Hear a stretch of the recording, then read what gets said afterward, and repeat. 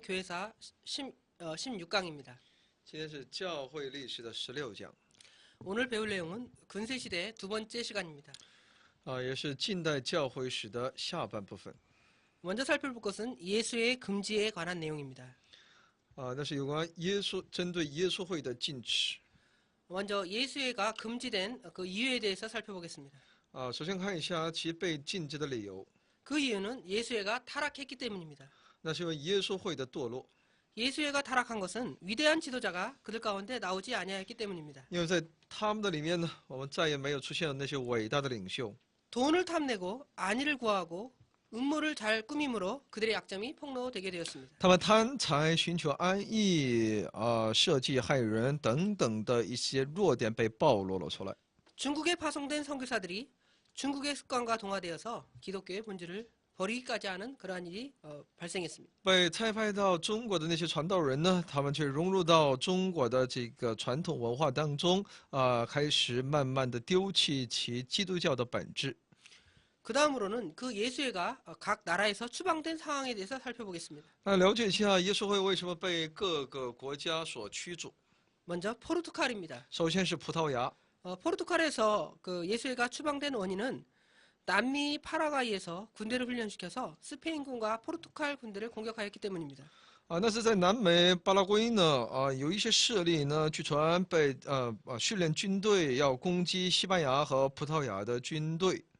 국왕 에마누엘 1세를 암살하려는 음모가 예수회의 계획이라는 그러한 여론이 크게 퍼지게 되었습니다. 而且呢，据相传呢，要暗杀耶稣会呢要暗杀以马内利国王一世有这样的一些舆论。 1759년 9월 3일 예수의 그 재산이 다 몰수되게 되었고요. 포르투갈의 영지에서는 이렇게 추방을 당하게 되었습니다. 在1759年9月3日呢，耶稣会的财产呢被没收从葡萄牙这个领地被驱逐出去。 프랑스에서는 국가의 안녕 질서를 해하는 자다라고 규정되었고요. 그래서 그 위에 추방을 당하게 되었습니다. 在法国呢，认为耶稣会是破坏其国家的安宁和稳定的这么一个团契，所以被驱逐。 스페인에서는 1767년 4월 2일 5천 명을 체포해서 재산을 몰수한 다음에 스페인에서 추방을 하게 되었습니다. 在西班牙呢，1767年4月2日呢，逮捕了5000多人，并没收了他们的财产，并把他们驱逐出。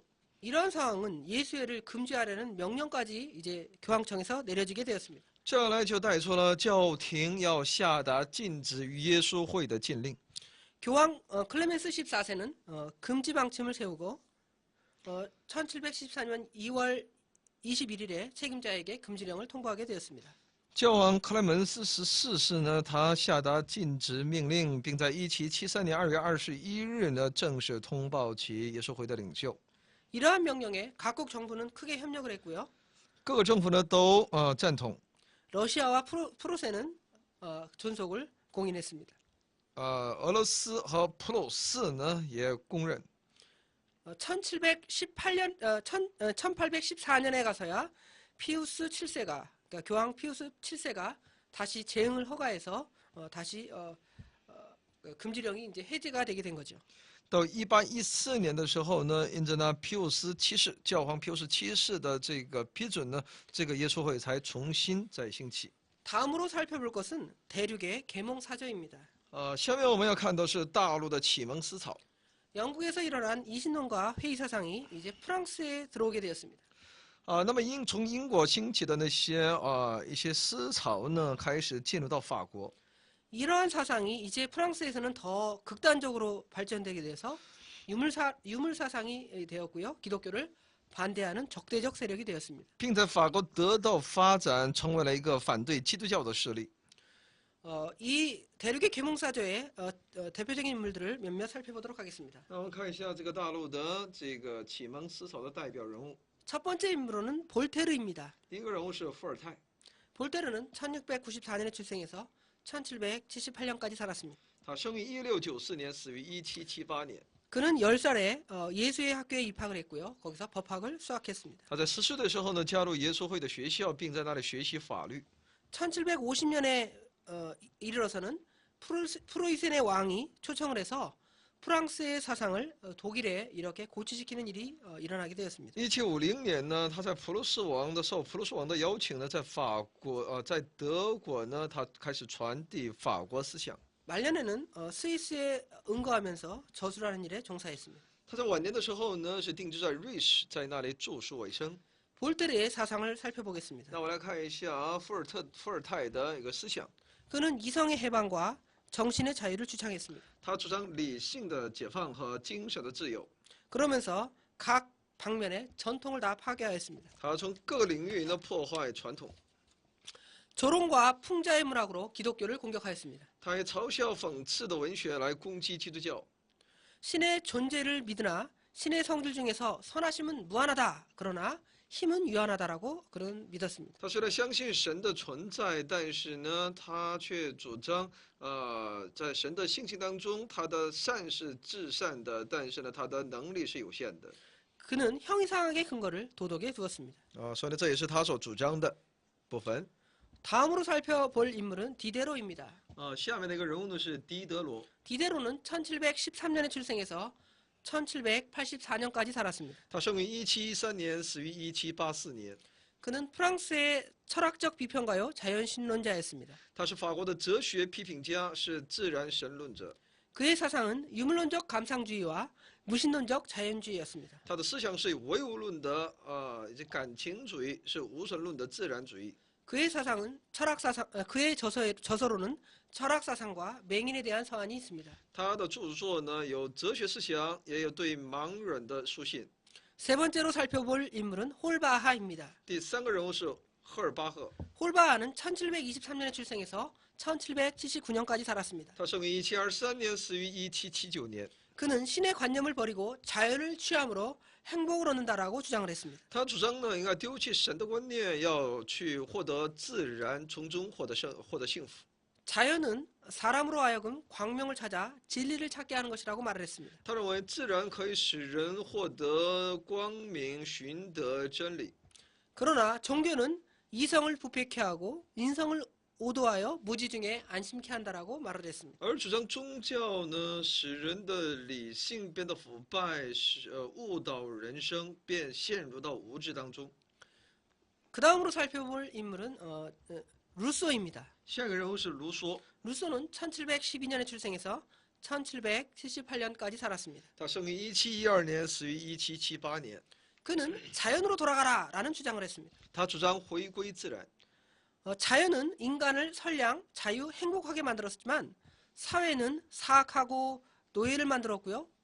불행하게 만들었다라고 이렇게 주장을 했습니다. 他主张的自然呢，使人变为善良、自由、幸福，但这个社会呢，使人变得邪恶、不幸。 그의 저서로는 학문 및 예술론, 참회록, 민양론, 에밀 이런 책들이 있습니다. 他的著作呢有学问与艺术论，还有忏悔录等等。 다섯 번째 인물은 라이프니츠입니다. 第五个人物呢是莱布尼茨， 라이프니츠는 1646년에 출생해서 1716년까지 살았습니다. 他生于1646年，死于1716年。 그는 독일의 철학자요, 법률가요, 수학자요, 역사가요, 신학자였습니다. 他是德国的哲学家、法律家、数学家、历史学家、神学家。 그는 철학의 중심은 원자이다라는 원자설을 주장했습니다. 他主张哲学的中心是在于原子。 원자에 대해서는 원자는 활동력이 있고 나누기 어려운 근본 세력이다라고 말을 했습니다. 他认为文字呢是蛮有活动力的，是很难以再去分割的最根本的势力。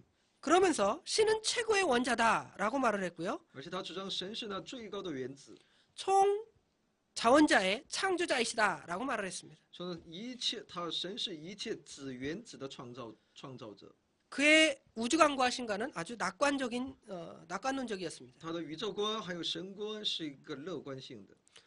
기타 학자들을 살펴보도록 하겠습니다. 然后看一下其他的一些学者， 먼저 크리스찬 볼프입니다. 首先是基督徒沃尔夫， 그는 라이프니츠 철학을 답습하였으나 고차원적인 그런 관념론은 생략하고 일반이 상식적으로 이해할 수 있는 사상을 가르쳤습니다. 他主张莱布尼茨的哲学，但他去掉那高层次的那些观念论，而倾向于一般常识的理解上。 크리스찬 볼프 외에도 모제스 멘델스존, 비렐름 예루살렘, 헤르만 사무엘 라이마루스 등과 같은 인물 등이 있습니다. 除他以外呢，还有摩西门德尔松，还有威廉耶路撒冷，还有赫尔曼塞洛尔赫马路斯等等。 다음으로 살펴볼 것은 경건파 운동입니다. 下面我们要看的是敬谦派的运动。 경건파 운동의 동기를 먼저 살펴보겠습니다. 首先看一下其动机。 기성교회가 속화되고 내면적 운동이 이제 승화된 것입니다. 基层的教会呢变得越来越世俗化，其内在呢开始有其运动要升华。 기성교회들은 풍속이 문란해졌고요. 原先的教会呢，其各方面呢都变得紊乱。 교회에 영적인 은혜의 설교가 없었습니다. 在教会里面无法看到属灵恩典的讲道。 그러면서 그리스도를 체험하는 생활을 굉장히 소홀히 했습니다. 他们忽略了基督徒一些经历的生活。 이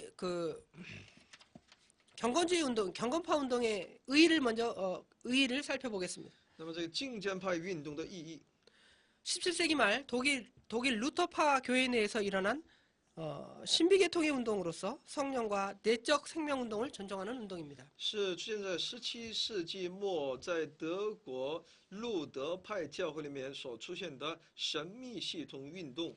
他们主张圣灵和内在生命。 그들의 주장을 몇 가지로 살펴보겠습니다. 我们来看一下他们的主张。 첫 번째로 따로 새로운 교리를 세우지 아니하고 신학의 이론에서 성경으로 돌아감이 옳다라고 주장을 했습니다. 他们不再制定新的教义，他们主张呢，要回到圣经里面。 신명에 광명이 있는 자라야 능히 성경의 진리를 이해할 수 있다고 말을 했습니다. 他们认为，在心灵当中有光明的人才能够真正的理解圣经的真理。 성령의 성결한 힘으로 갱생한 자라야 마음에 빛이 있다라고 말을 했습니다. 唯有借着圣灵使变得圣洁的人呢，才能够内心当中会有神的光照。 이 경건주의 운동의 대표적인 중심 인물들을 몇몇 살펴보도록 하겠습니다. 那么了解一下这敬谦派运动的代表性的人物。 첫 번째 인물은 필립 야콥 스페너입니다. 是腓力雅各斯佩纳， 그는 1635년 알사스에서 출생했습니다. 他是在1635年生于阿尔萨斯。 그는 어려서부터 신앙훈련과 신앙 서적을 탐독했고요. 경건 생활을 하였습니다. 他从小呢接受信仰的训练，他也熟读很多信仰书籍，过一个敬虔生活。 1666년 그는 목사 안수를 받았습니다. 1666年接受按牧， 자기 집에서 신앙 집회를 했고요.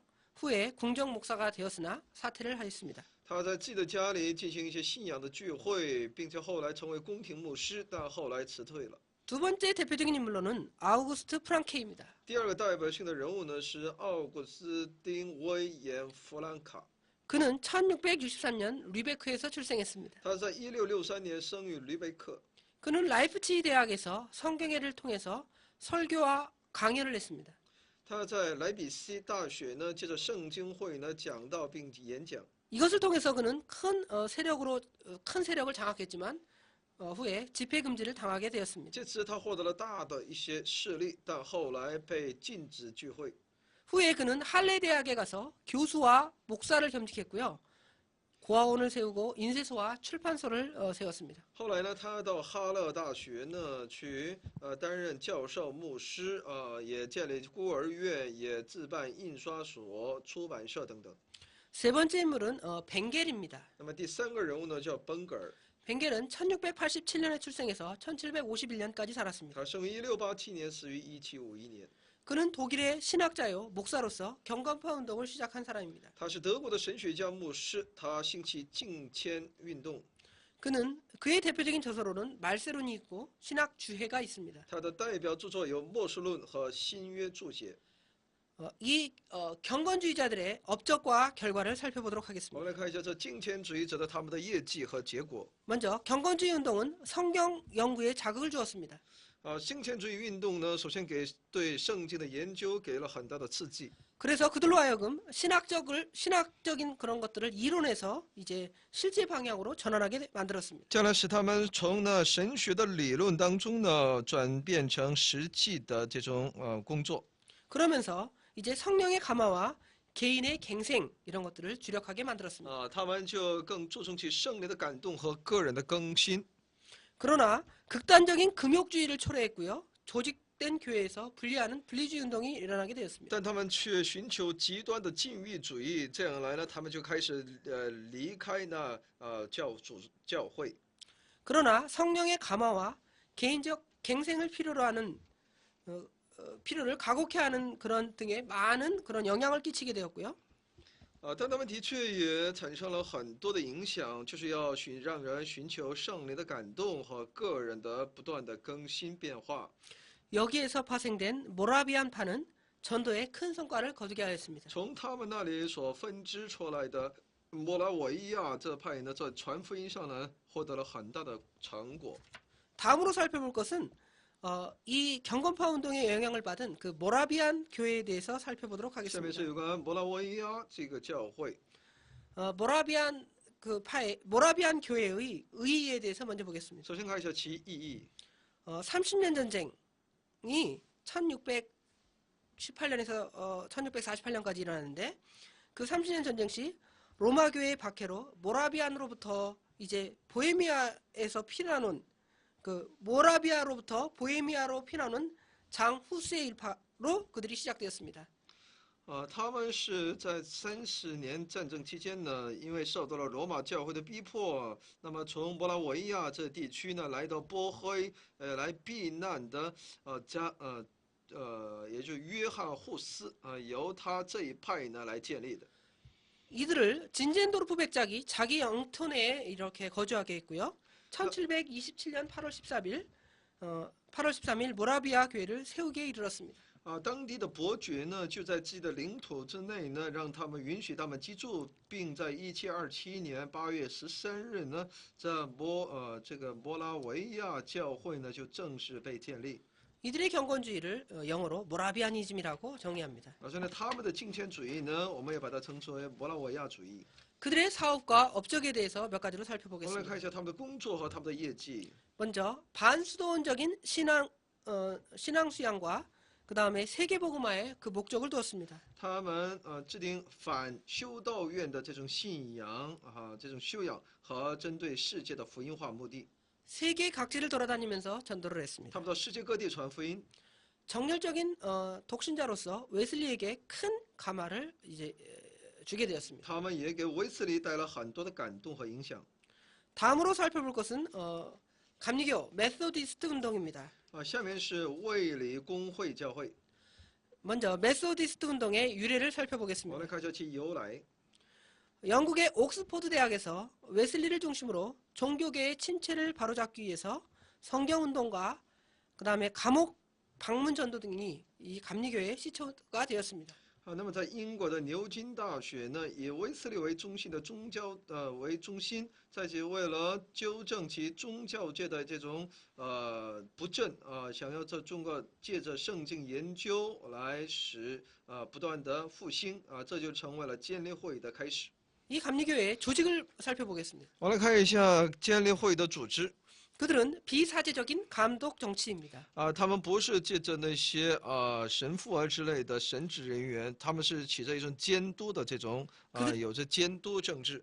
그들은 중앙 집권적 조직을 가지고 있었습니다. 他们的这个组织形态呢是中央集权制。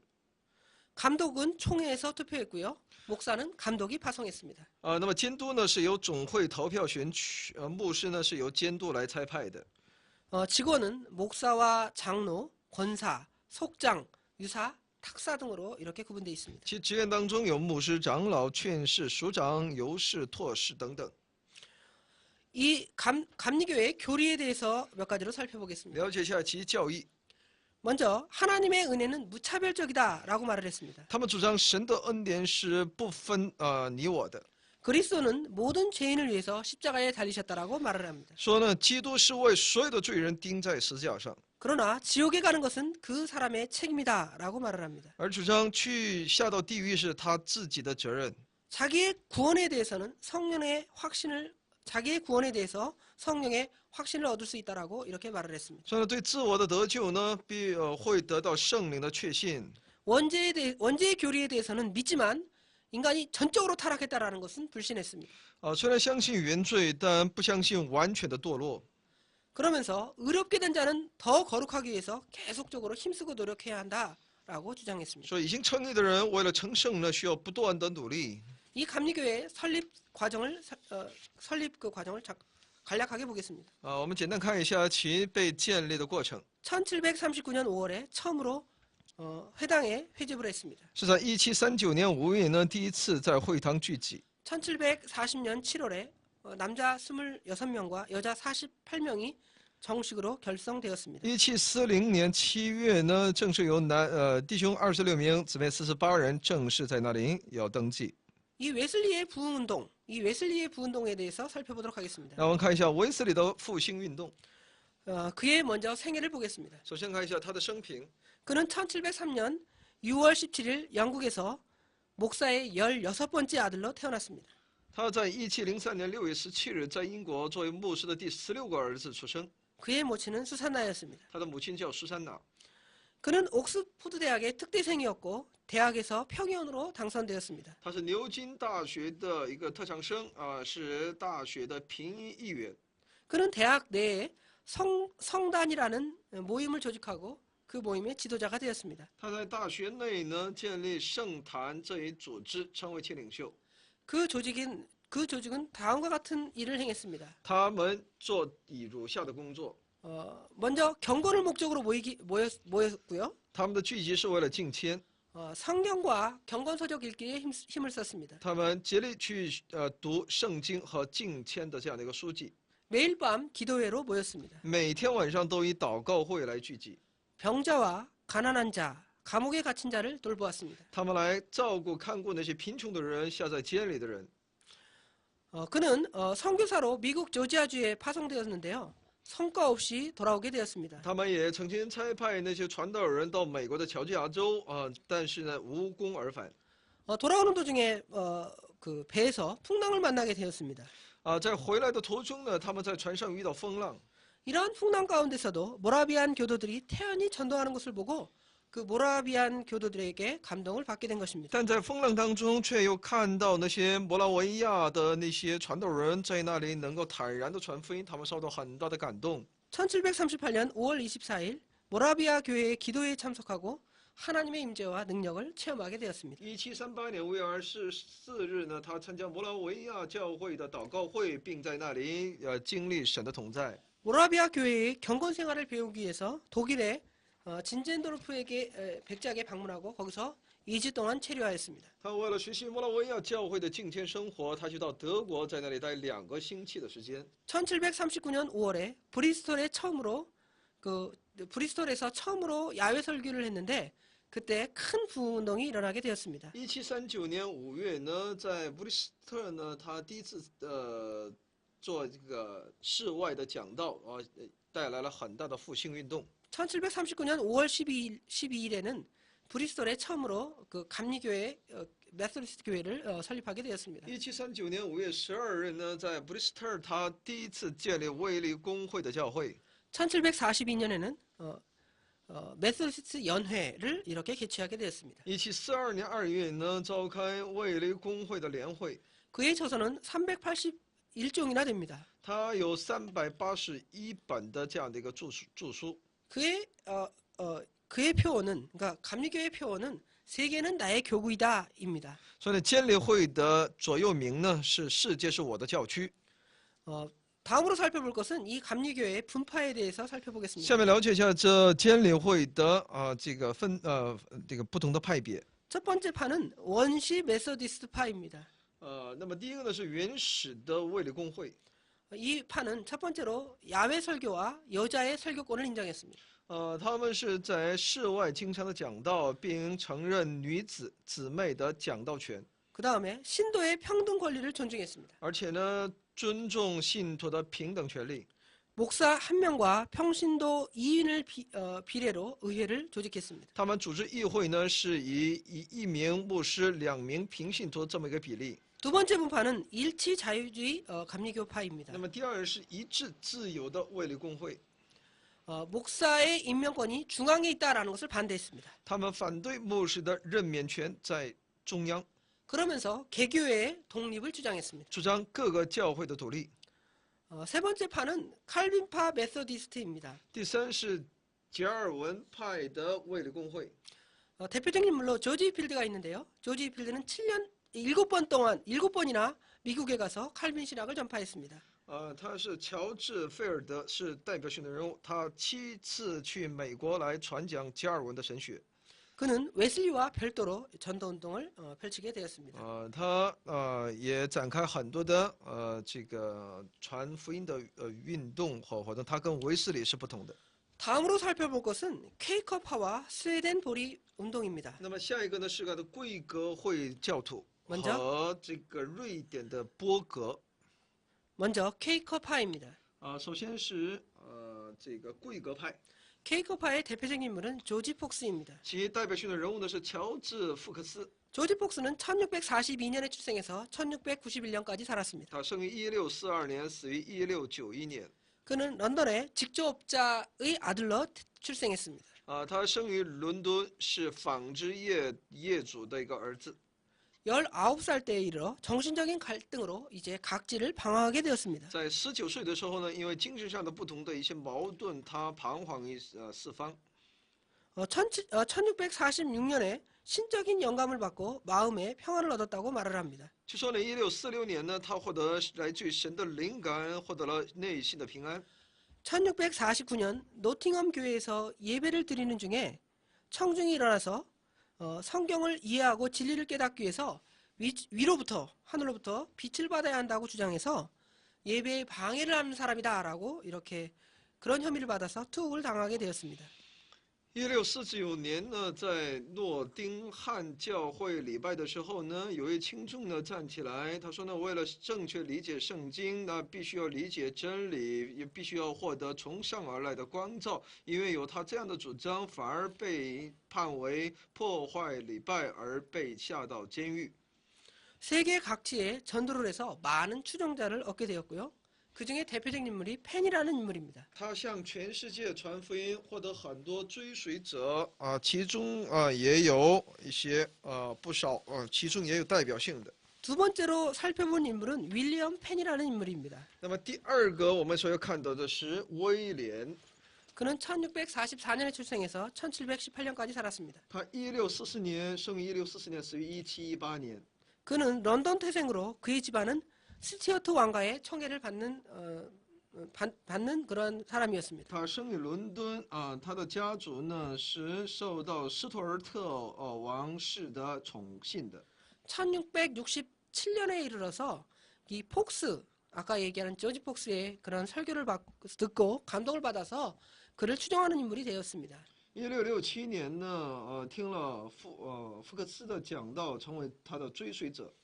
그는 이 영국에 한정돼 있던 케이커파들을 이제 미국의 펜실베니아 식민지를 개척해서 그 케이커파를 그쪽으로 이주시키는 일을 했습니다. 后来呢，他开拓那宾夕法尼亚州的一些殖民地并把这个贵格派的这种观点呢就是传到那里。 그의 대표적인 저서로는 신앙 고백과 요리문답, 他最有信仰告白和要流问答， 참 기독교 신학의 변증 등이 있습니다. 还有真基督教神学的辩证。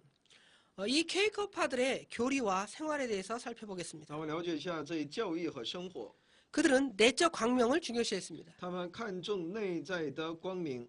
그들은 세례와 성찬, 예정은 전혀 필요 없고요. 예배 순서도 없고 영감자가 예배를 인도하는 것입니다. 他们没有洗礼圣餐也没有那些圣礼他们也没有礼拜的顺序，只借着那受灵感感动的人的带领。 교인들은 전부 성직자가 되었고요. 那么所有的信徒呢，都称之为神职人员。 산상보훈을 지키면서 전쟁을 반대했습니다. 他们遵守登山宝训，他们反对战争。 노예제 제도를 폐지하는 운동을 하기도 했습니다. 他们也兴起反对这个废除奴隶制的这种运动。 의복과 생활은 아주 검소하고 단순하며 그것을 성실하게 수행했습니다. 他们的衣服，他穿着和生活呢，非常的简朴。 결론적으로 그들의 그 내용들을 살펴보겠습니다. 从结论当中我们可以看到， 그들은 신학적인 어떤 계통이 전혀 없습니다. 他们没有神学一些体系。 뿐만 아니라 정치적인 조직도 아주 미약하게 되었습니다. 而且也没有政治上的组织形态。 그들은 극단적인 신비주의로 많은 박해를 받았습니다. 他们因着其极端的神秘主义而受到很多逼迫。 그러나 영국에서 1687년 제임스 2세가 신교 자유령을 주면서 예배의 자유를 얻게 되었습니다. 但在英国1687年呢，因为詹姆斯二世呢给了他们一个新教的自由令，他们就获得了礼拜的自由。 다음으로 살펴본 것은 스웨덴 보리주의입니다. 下面是有关瑞典的伯格主义。 스웨덴 보리의 생애를 먼저 살펴보겠습니다. 那么首先我们来了解一下这个伯格的生平。 그는 1688년에 출생해서 1772년까지 살았습니다. 他1688年他生于1688年，死于1772年。 그는 스웨덴의 스톡홀름에서 루터파 교회 목사의 아들로 출생했습니다. 1688年在生于瑞典的斯德哥尔摩，是路德派的牧师的儿子。 그의 아버지는 웁살라 대학의 교수였고 성경 비평가였습니다. 他的父亲呢是乌普萨拉大学的教授。 그는 상류층 가정의 출신으로 각 분야의 학문을 연구했고요. 유럽 각국을 순방했습니다. 他生于上层家庭，他能够在学问上呢有很多领域的研究，而且巡游欧洲各国。 그는 국왕 찰스 12세의 초청으로 광산국 고문이 되어서 많은 과학기구를 발명했습니다. 他受邀于国王查尔斯12世的邀请，他成为矿山局的顾问。他后来也造出很多科学器具。 그는 과학자였고 철학자였고 정치가로서 평생 독신으로 지냈습니다. 他作为科学家、哲学家、政治家呢，一生独身。 그의 사상과 신학을 살펴보도록 하겠습니다. 他的思想我们来了解一下。 그는 54세에 이르러 접신주의자가 되었습니다. 在54岁的时候呢，他要交鬼。 1747년에 모든 공직을 사퇴하고 기도와 성경 연구에 전념하였습니다. 1747年呢，他辞退了所有的公职只注重于祷告和圣经的研究。 그는 예수 그리스도 외에 다른 하나님이 없다고 주장을 했습니다. 他主张呢，除了耶稣基督以外呢，再无别的神。 그의 사상은 자연과학과 종교 사상의 기입한 결합, 그것이 그의 사상이었습니다. 他的思想呢是自然科学和宗教思想的结合。 자연과학과 철학적 사변, 접신적 자아 초월로서 구원 문제를 해결할 수 있다고 주장을 했습니다. 他主张呢，借着自然科学、哲学，还有一些与鬼的交轨的，借着交轨与自我的超越呢，就能够得到救恩的问题。 그의 교회는 1783년 12월 5일 런던에서 기독교회의 독립단체로서 활동하면서 시작되었습니다. 其教会呢，在1783年12月5日，在伦敦基督教会里面做一个独立团体而开始运动。 1787년 그들의 원리와 제도를 만들어 독자적인 기독교 교회 운동을 전개했습니다. 1787年呢，他们制定自己的原理和制度，来成为独立的基督教会。 1817년 미국에서 스웨덴 보리 대회를 개최했습니다. 在1817年，在美国召开了这个波格的这个教会的这样的一个团契。 한국에도 새 예루살렘 교회 혹은 새교회라는 명칭으로 서울과 광주에서 이렇게 서울과 광주를 중심으로 이제 포교 활동을 하고 있습니다. 在韩国呢，也是他们被称之为新耶路撒冷教会和新教会的名称呢，在首尔和光州呢，他们有他们的一些传道行为。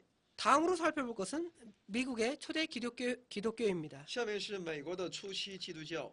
먼저 신대륙 식민지에 대해서 首 살펴보겠습니다. 先是针对新大陆的殖民化， 먼저 버지니아주의 식민지입니다. 首先是弗吉尼亚州的殖民地。 영국이 신대륙을 처음으로 버지니아 거기에 식민지를 건설하게 되었습니다. 英国呢，首先在这个新大陆里面开始了第一个殖民统治。 1607년에 제임스타운에 식민지를 개척하고 교회를 세우고 농업과 광산을 위해서 그 지역을 개발했습니다. 1607年呢，在詹姆斯顿呢，这个殖民地呢被开拓，而且呢建立教会，发展农业和矿山。 두 번째는 뉴잉글랜드의 식민지입니다. 那么第二是新英格兰的殖民地。 1620년 메이플라워가 신대륙으로 건너온 청교도들에 의해서 이제 개척된 곳입니다. 是在1620年被来到这新大陆的清教徒所建立的。 세 번째로는 세일럼 식민지입니다. 第三是萨利姆殖民地， 1628년 800여 명의 그 청교도들이 건너와서 개척한 곳입니다. 是在1628年有800多的清教徒，他们过到这大陆来开拓的。 이 초대 그 기독교, 미국의 초대 기독교의 그 종교 분포대에 대해서 살펴보겠습니다. 了解一下初期美国基督教的宗教分布。 뉴잉글랜드 지역에는 청교도들이 주로 거주했습니다. 那么新英格兰地区呢，主要居住清教徒， 펜실베니아 주에는 퀘이커 교도들이 주로 거주했습니다. 而宾夕法尼亚州呢，主要由贵格教徒。 메릴랜드 주에는 카톨릭 교도들이 주로 거주했습니다. 马里兰州呢是主要由天主教徒， 남부 지방에는 영국 국교도들이 주로 거주했습니다. 而南部一些地区呢是由英国的国教徒。 이 미국 그 초대 그 식민 시대의 그 지도자들을 살펴보도록 看一 하겠습니다. 下其领袖 첫 번째 인물은 조나단 에드워드입니다. 是乔纳森爱德华兹， 조나단 에드워드는 1703년에 출생해서 1758년까지 살았습니다. 他生于1703年，死于1758年。 그는 1720년 예일 대학을 졸업하였습니다. 他1720年呢毕业于耶鲁大学， 그는 예일 대학의 교수를 지냈고요. 1758년 프린스턴 대학의 총장이 되기도 했습니다. 他后来成为耶鲁大学的教授，并在1758年成为普林斯顿大学的总长。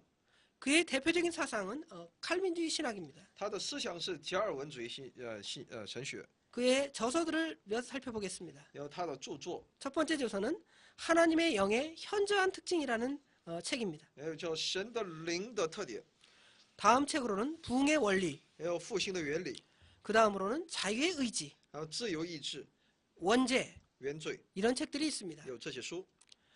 지도자들의 이 당시에 그 지도자들의 그 교파적 배경을 살펴보도록 하겠습니다. 了解一下这些领袖的教派背景。 첫 번째로 경건파 지도자입니다. 首先是敬谦派的领袖， 경건파 지도자의 대표적 인물로는 프렐링 하이즌입니다. 有弗利林海森， 그는 1691년에 출생해서 1747년까지 살았습니다. 他生于1691年，死于1747年。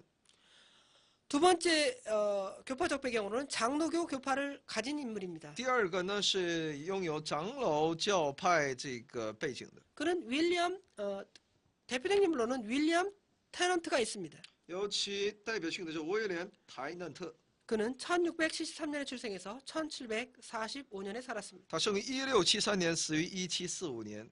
세 번째 배경은 회중교회입니다. 第三是会众教会， 회중교회의 대표적인 인물로는 아까 방금 전에 살펴보았던 조나단 에드워드입니다. 也就是爱德华兹， 조나단 에드워드는 1703년에 출생해서 1758년까지 살았습니다. 生于1703年，死于1758年。 네 번째 대표적인 인물로는 감리교회의 조지 필드입니다. 监理教会的乔治·怀特菲尔德， 그는 1714년에 출생해서 1770년까지 살았습니다. 他生于1714年，死于1770年。 마지막으로 살펴볼 것은 프랑스 혁명입니다. 最后我们看一下法国革命大革命 이 프랑스 혁명의 원인들을 살펴보겠습니다. 其原因。 원인들의 첫 번째로는 카톨릭 교회의 부패입니다. 第一是天主教会的腐败， 카톨릭 교회의 부패는 카톨릭 그 교회가 국가 부의 20%를 차지하고 그들은 전혀 국가에 세금을 내지 않는 그러한 상황이었습니다. 天主教会呢在当时拥有国家整个财富的20%，而且他们不纳税。 경제적으로도 불균형을 이루게 되었습니다. 从经济上呢也表现出不均匀。 대다수의 국민들은 아주 가난한 생활을 하고 소수의 귀족들과 성직자들만이 호화로운 생활을 하였습니다. 大多数的国民呢过着贫穷的生活，而少数的贵族和神职人员却过着豪华生活。 정치적으로도 아주 굉장히 타락을 했습니다. 从政治领域呢也堕落。 왕은 그 왕권을 가지고 횡포를 부렸고요. 那么王呢带着王权残暴， 매관 매직이 성행했습니다. 买官卖官非常的横行， 사회 계급에 또한 모순이 또한 일어나게 되었습니다. 也引发了社会各阶级的矛盾。 당시 사회 계급은 성직자와 귀족, 농민 이렇게 세 계급으로 분리되어 있었습니다. 在当时的这个阶级分类呢，有神职人员、贵族、农民这三类。 그런데 제1계급과 2계급이 그 3계급 농민들을 착취하는 그런 일이 아주 심하게 일어나게 되었습니다. 这呢，属于第一和第二阶级的这些人呢，对这些农民的这个逼迫非常的严重。 이런 혁명의 결과를 살펴보겠습니다. 来看一下其结果。 1789년 5월 5일 재정이 궁핍하게 되자 이제 승려와 귀족과 평민이 산민회를 소집해서 이 산민회에 이제 국사를 위임한 데서부터 시작되었습니다. 1789年5月5日呢，因为财政的匮乏，就带出这些神职人员、贵族还有平民，他们召集那些三民会议。 1789년 7월 14일 이제 바스티유 성을 공격하고 그날을 이제 자유와 평등 박애의 날로 축하를 하게 되었습니다. 到1789年7月14日，他们攻打巴士底狱，来成功，并获得了，他们就主张以自由平等把这一天称之为自由平等博爱的一天。 1792년 9월 21일 이제 공화 정치를 실시하게 되었습니다. 1792年9月21日，成为共和治理。 루이 16세를 유시한 고관들은 처형을 당하게 되었습니다. 以路易16世为首的那些高官们呢，都被处决。 그러나 그해 11월 7일 카톨릭의 반대로 공화 정치는 폐지되게 되었습니다. 但那一年的10月7日，因为天主教的反对呢，共和体制呢被废止。 그 후에 이제 프랑스에 이제 나폴레옹이 출현하게 됩니다. 后来就出现法国的拿破仑。 공포 정치와 내란의 와중에서도 이제 나폴레옹이 쿠데타를 일으켜 정권을 장악하게 되었습니다. 在国内的一些政治还有各方面的一些内乱当中呢，拿破仑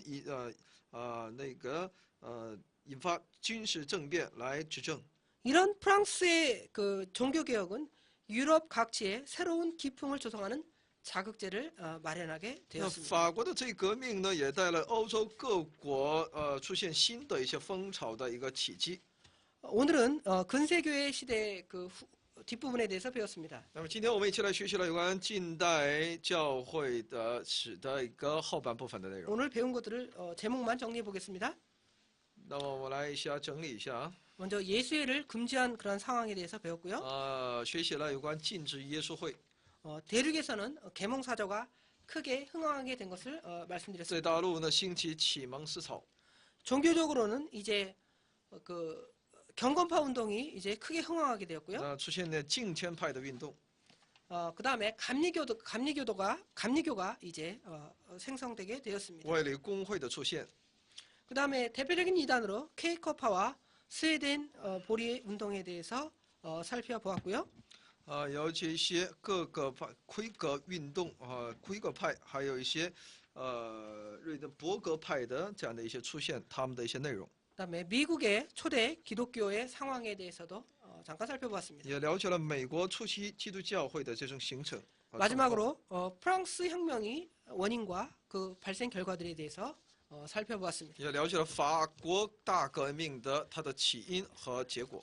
오늘 여기까지 공부하도록 하겠습니다. 今天我们学到这里， 감사합니다. 谢谢大家。